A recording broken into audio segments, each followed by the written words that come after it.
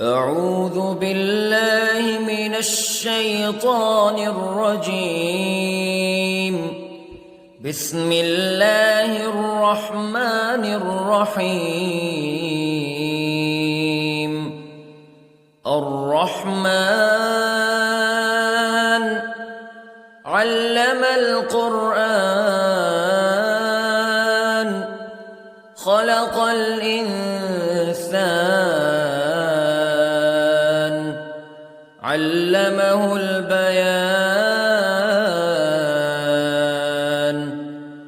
الشمس والقمر بحسبان والنجم والشجر يسجدان والسماء رفعها ووضع الميزان ألا تطغوا في الميزان وأقيموا الوزن بالقسط ولا تخسروا الميزان. والأرض وضعها للأنام فيها فاكهة والنخل ذات الأكمام والحب ذو العصف والريحان فبأي آلاء ربكما تكذبان. خلق الإنسان من صلصال كالفخار وخلق الجان من مارج من نار فبأي آلاء ربكما تكذبان. رب المشرقين ورب المغربين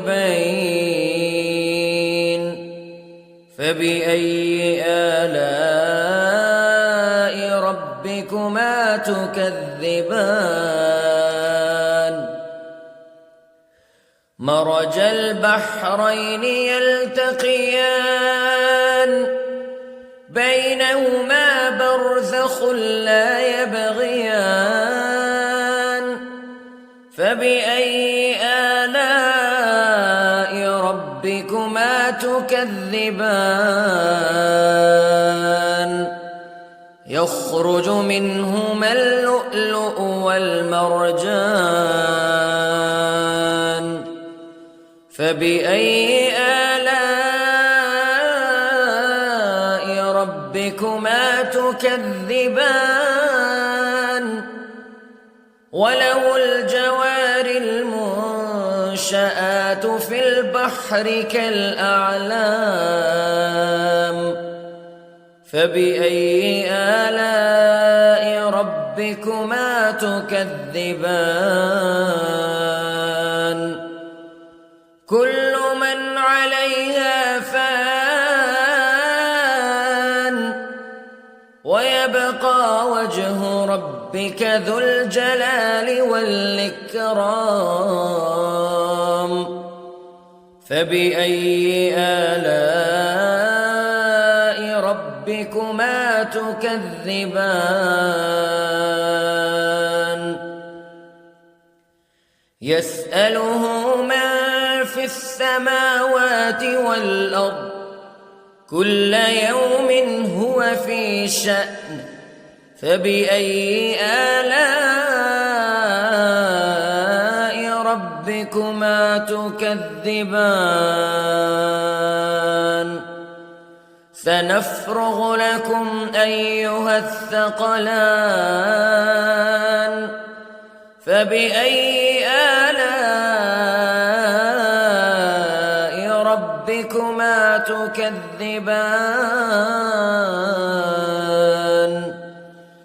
يا معشر الجن والإنس استطعتم أن تنفذوا من أقطار السماوات والأرض فانفذوا لا تنفذون إلا بسلطان فبأي آلاء ربكما تكذبان يرسل عليكما شواظ من نار ونحاس فلا تنتصران فبأي آلاء ربكما تكذبان فإذا انشقت السماء فكانت وردة كالدهان فبأي آلاء ربكما تكذبان فيومئذ لا يسأل عن ذنبه إنس ولا جان فبأي آلاء ربكما تكذبان يعرف المجرمون بسيماهم فيؤخذ بالنواصي والأقدام فبأي آلاء ربكما تكذبان هذه جهنم التي يكذب بها المجرمون يطوفون بينها وبين حميم آن فبأي آلاء ربكما تكذبان ولمن خاف مقام ربه جنتان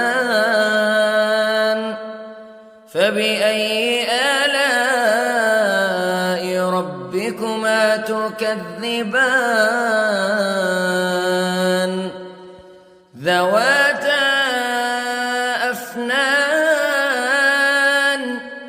فبأي آلاء ربكما تكذبان فيهما عينان تجريان فبأي آلاء ربكما تكذبان فيهما من كل فاكهة زوجان فبأي آلاء ربكما تكذبان متكئين على فرش بطائنها من استبرق وجنى الجنتين دان فبأي آلاء ربكما تكذبان فيهن قاصرات الطرف لم يطمثهن إنس قبلهم ولا جان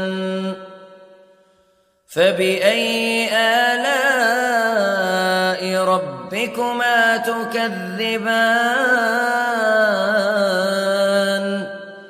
كأنهن الياقوت والمرجان فبأي آلاء ربكما تكذبان هل جزاء الإحسان إلا الإحسان فبأي آلاء ربكما تكذبان ومن دونهما جنتان فبأي آلاء ربكما تكذبان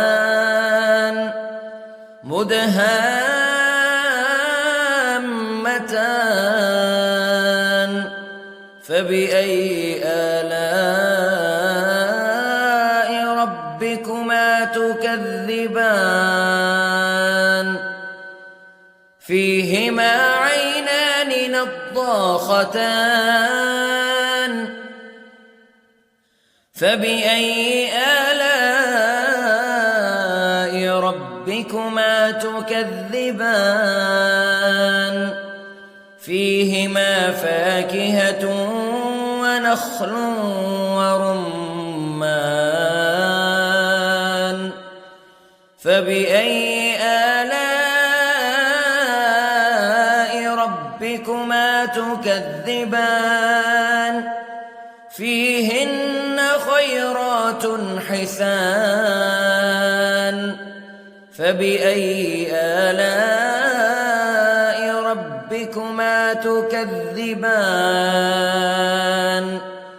حور مقصورات في الخيام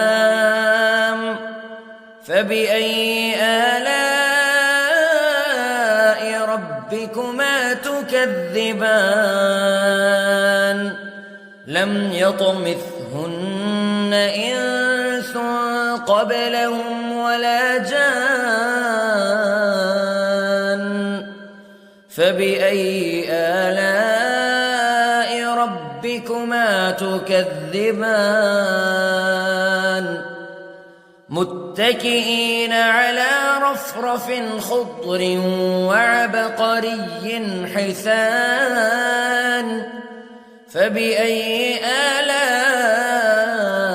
ربكما تكذبان تبارك اسم ربك ذي الجلال والإكرام